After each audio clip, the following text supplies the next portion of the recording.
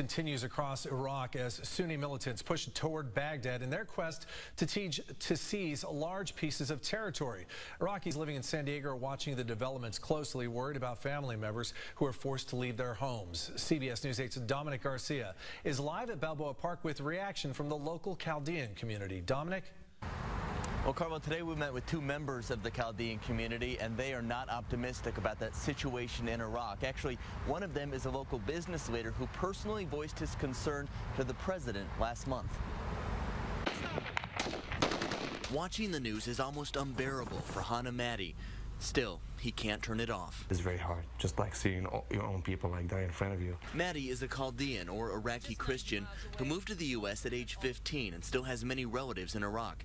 His uncle lives in Tikrit, one of the cities overrun by the Islamic State of Iraq and Syria, or ISIS.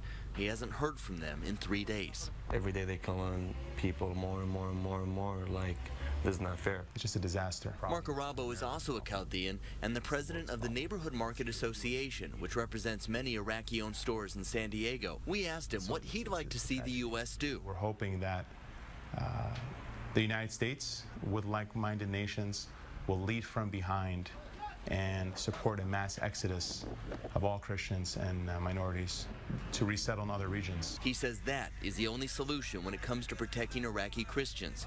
Arabo doesn't think the country will ever be the same.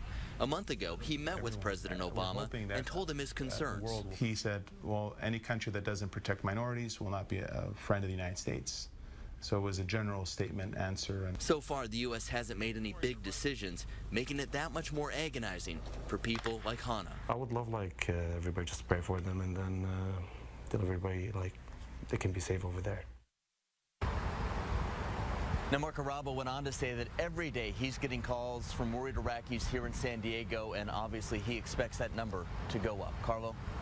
Thanks, Dom.